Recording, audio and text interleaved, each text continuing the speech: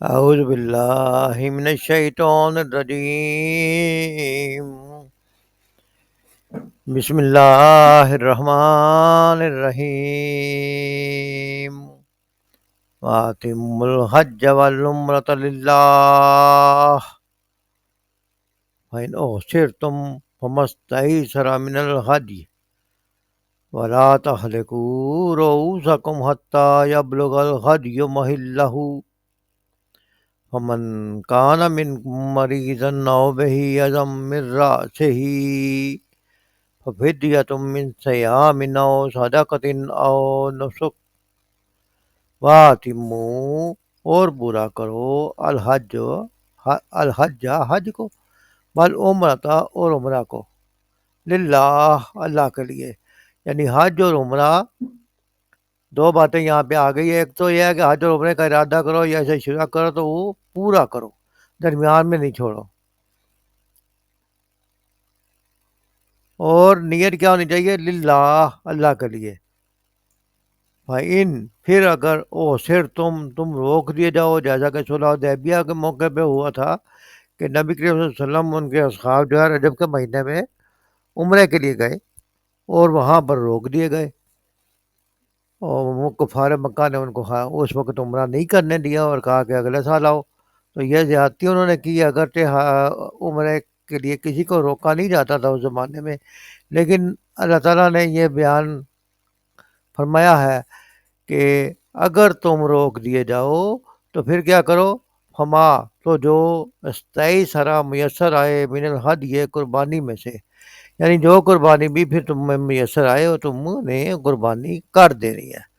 نبی صلی اللہ علیہ وسلم نے بھی اپنے اصحاب کو، چونکہ اس وقت قربانی کے جانور ساتھ لے کر گئے تھے، تو نبی صلی اللہ علیہ وسلم نے وہاں پہ قربانی کر دی اور پھر سر منڈایا اور پھر واپس آ گئے، تو روک دیے گئے تھے عمرہ کرنے سے۔ اگر ایسا ہو تو جیسے کسی کا پاسپورٹ گم ہو جاتا ہے، کسی کو چیک پوسٹ سے آگے نہیں جانے دیا جاتا، تو بجائے اس کے کہ اللیگل طریقے سے کوئی کام کرے، اس کو یہ اللہ تعالیٰ نے راستہ کھول دیا ہے کہ جو اگر عمرے کے سفر پہ نکل جاؤ، حج کے سفر پہ نکل جاؤ، ارادہ کر لیا ہے اور اب چل پڑے ہو، تو پھر اگر کسی وجہ سے رکاوٹ آ جاتی ہے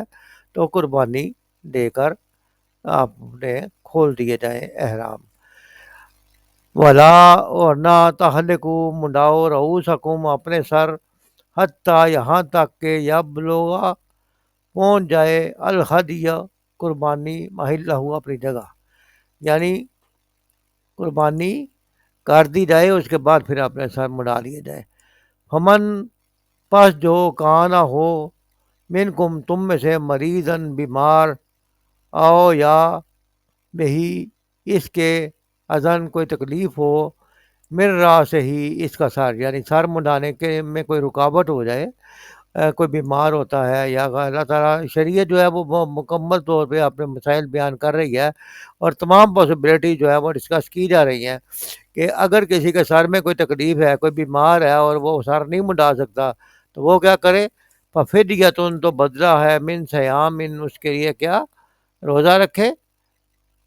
یا صدقاتن یا صدقہ دے، یا نسکن یا قربانی کرے۔ تو اللہ تعالیٰ نے مطلب یہ ہے کہ کسی کے پاس گنجائش نہیں ہے تو وہ روزے رکھ لے، یا صدقہ دے دے، یا پھر قربانی دے دے۔ فائزہ پھر جب امن تم امن میں ہو، یعنی جب موقع ملے حج اور عمرہ مکمل کرنے کا، امن کی حالت ہو، کافروں کی رکاوٹ نہ ہو یا کسی وجہ سے رکاوٹ دور ہو جائے، تو فائزہ یا کوئی رکاوٹ نہیں پیش آئی اور آپ امن میں ہو اور خیریت سے مکہ پہنچ گئے ہو، آپ نے عشائر شروع کر لیے ہیں، تو اس کے لیے کیا حکم ہے؟ ہمن تو جو تمتع فائدہ اٹھائے بالعمرۃ عمرہ کے ساتھ الحج حج کے لیے، یعنی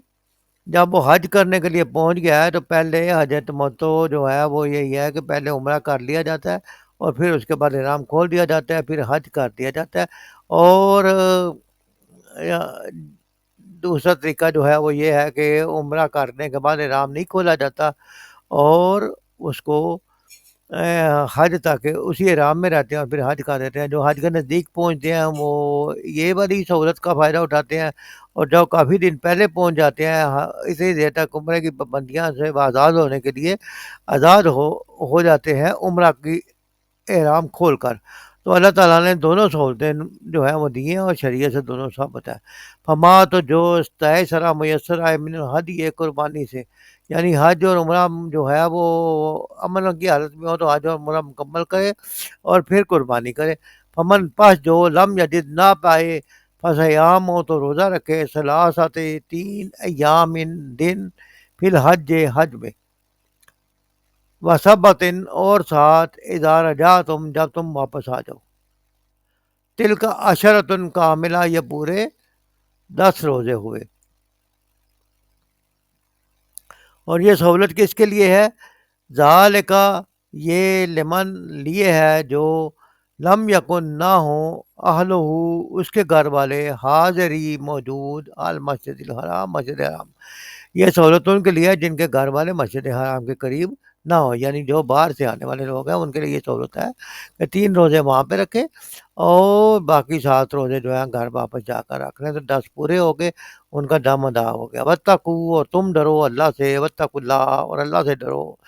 وَاعْلَمُوا اور جان لو کہ انا کہ اللہ وَاعْلَمُوا ان اللہ جان لو کہ اللہ شدید العقاب سخت سزا دینے والا ہے، سخت عذاب دینے والا ہے۔ وَأَتِمُّوا الْحَجَّ وَالْعُمْرَةَ لِلَّهِ اور پورا کرو حج اور عمرہ اللہ کے لیے۔ فَإِنْ أُحْصِرْتُمْ فَمَا اسْتَيْسَرَ مِنَ الْهَدْيِ پر پھر اگر تم روکے جاؤ بیماری یا دشمن کی وجہ سے تو جو بھی میسر ہو قربانی تو کر لو۔ بلا تحلقوا رؤوسکم حتی یبلغ الحدی محلہ جو اور نہ منڈاؤ اپنے سر یہاں تک کہ پہنچ جائے قربانی اپنی جگہ پر۔ فمن کان منکم مریضا پھر جو کوئی ہو تم میں سے مریض، او بہی ازم من راسہ یا اس کے سر میں کوئی تکلیف ہو، ففدیۃ تو وہ فدیہ دے، یعنی کیا؟ من صیام روزے رکھے، او صدقۃ یا صدقہ دے، او نسکن یا قربانی دے۔ فیضا امن تم پھر جب تمہیں امن نصیب ہو جائے، فمن تمتع بالعمرۃ تو جو فائدہ اٹھائے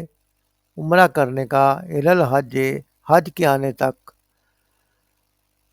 فمستیسر من الحدی تو جو قربانی میسر ہو وہ ذبح کرے۔ فمن لم یجد پس جو قربانی نہ پائے، پس جو کوئی لم یجد نہ پائے قربانی، فصیام ثلاثت ایام فی الحج تو وہ روزے رکھے 3 دن ایام حج میں، وسبعۃ اذا رجعتم اور 7 روزے رکھے جب کہ تم گھر لوٹو، تلک عشرۃ کاملہ یہ مکمل 10 ہوئے۔ ذالک لمن لم یکن اہلہ حاضر المسجد الحرام یہ اس کے لیے ہے جو نہ ہوں گھر والے اس کے مسجد حرام کے پاس رہنے والے، یعنی جو باہر سے آئے ہوئے لوگ ہیں، وہ یہ سہولت ان کے لیے ہے۔ واتقوا اللہ اور اللہ سے ڈرو، وَاعْلَمُوا اور جان لو کہ ان اللہ شدید العقاب بے شک اللہ سخت سزا دینے والا ہے۔ سورۃ البقرہ کی آیت نمبر 196 کا لفظی ترجمہ پڑھا گیا ہے۔ مفہوم اس آیت کا یہ ہے، اللہ کی خوشنودی کے لیے حج اور عمرے کی نیت کرو تو اسے پورا کرو، اور اگر کہیں گر جاؤ یعنی کوئی رکاوٹ پیش آ جائے تو جو قربانی میسر آئے اللہ کی جناب میں پیش کرو، اور اپنے سر نہ مونڈو جب تک قربانی اپنی جگہ نہ پہنچ جائے، مگر جو شخص مریض ہو جائے جس کے سر میں کوئی تکلیف ہو، اس بنا پر اپنا سر منڈا لے تو اسے چاہیے کہ فدیہ کے طور پر روزے رکھے یا صدقہ دے یا قربانی کرے۔ پھر اگر تمہیں امن نصیب ہو جائے اور تم حج سے پہلے مکہ پہنچ جاؤ تو جو شخص تم میں سے حج کا زمانہ آنے تک عمرے کا فائدہ اٹھائے وہ حسب المقدور قربانی کرے، اور اگر قربانی میسر نہ ہو تو 3 روزے حج کے زمانے میں اور ساتھ گھر پہنچ کر اس طرح پورے 10 روزے رکھ لے۔ یہ رعایت ان لوگوں کے لیے ہے جن کے گھر بار مسجد حرام کے قریب نہ ہوں، اور اللہ کی ناکام کی خلاف ورزی سے بچو، اور خوب جان لو کہ اللہ سخت سزا دینے والا ہے۔ سید ابوالعلا مودودی اس آیت کی تفسیر میں لکھتے ہیں کہ اگر کوئی ایسا سبب پیش آ جائے جس کی وجہ سے آگے جانا غیر ممکن ہو اور مجبوراً رک جانا پڑے، تو اونٹ گائے بکری میں سے جو جانور بھی میسر ہو اللہ کے لیے قربان کر دو۔ اور یہ جو فرمایا کہ اپنے سر نہ موڑو جب تک کہ قربانی اپنی جگہ نہ پہنچ جائے۔ اگر آدمی راستے میں رک جانے پر مجبور ہو تو قربانی کا جانور یا اس کی قیمت بھیج دے تاکہ اس کی طرف سے حدود حرم میں قربانی کی جائے۔ اور بعض علماء کے نزدیک یہ بھی جائز ہے کہ جہاں پر بھی رکاوٹ پیش آ گئی ہے وہیں قربانی کر دینا جائز ہے۔ سر موڑنے سے مراد حجامت کرنا ہے، یعنی یہ کہ جب تک قربانی نہ کر لو حجامت نہ کراؤ۔ لیکن اگر کسی کے سر میں کوئی تکلیف ہو یا اپنا سر منڈا لے تو نبی صلی اللہ علیہ وسلم نے اس صورت میں 3 دن کے روزے رکھنے یا 6 مسکینوں کو کھانا کھلانے یا کم از کم ایک بکری ذبح کرنے کا حکم دیا ہے۔ یعنی یہ جو فرمایا فدیہ کے طور پر روزے رکھے یا صدقہ دے یا قربانی دے، تینوں صورتیں نبی صلی اللہ علیہ وسلم نے بیان کر دی کہ 3 دن کے روزے رکھے یا 6 مسکینوں کو کھانا کھلائے یا کم از کم ایک بکری ذبح کرے۔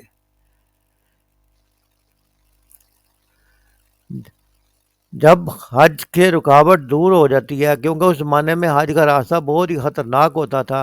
اور حاجیوں کے رک جانے کی زیادہ تر وجہ اسلام کے کچھ قبیلوں کی مزاحمت ہوتی تھی، اس لیے جب اس زمانے کے لحاظ سے یہ بتایا گیا ہے کہ کوئی امن نصیب ہو جائے، کوئی چوری ڈاکے کا، لٹیروں کا خطرہ، جنگ کا خطرہ ٹل جائے، تو اس سچویشن میں آپ مکہ پہنچ گئے ہیں تو آپ حج اور عمرہ مکمل کریں۔ اور حج اور عمرہ دونوں کی رعایت جو ہے وہ اس ایک سفر کے دوران میں دی گئی ہے، کیونکہ جاہلیت میں ایک ہی سفر میں حج اور عمرہ کرنا گناہ عظیم تھا۔ وہ نہیں سمجھتے تھے کہ حج اور عمرہ ایک وقت میں ہو سکتا ہے۔ عمرے کے لیے انہوں نے رجب کا مہینہ مخصوص کیا ہوا تھا اور حج کے لیے ذی الحج کے دن تھے، اور یہ ان کی ایک خود ساختہ شریعت تھی کہ انہوں نے الگ الگ سفر کرنا اللہ تعالیٰ کرنا ضروری تھا، لیکن اللہ تعالیٰ نے اس پابندی کو اڑا دیا جو کہ خود ساختہ تھی ان کی، اور لوگوں کے لیے یہ رعایت فرمائی، کیونکہ دین تو پھیلنا ہی تھا اور لوگوں نے دور دور سے آنا تھا، تو اللہ تعالیٰ نے یہ سہولت دی کہ حج کے سفر میں جاؤ اور وقت ہو تو عمرہ بھی کریں اور حج بھی کریں۔ جو لوگ مکہ کے آس پاس رہتے ہیں اور میقات کی حدود کے اندر رہتے ہیں انہیں یہ رعایت نہیں دی گئی، کیونکہ ان کے لیے عمرہ کا سفر الگ اور حج کا سفر الگ کرنا کچھ مشکل نہیں ہے۔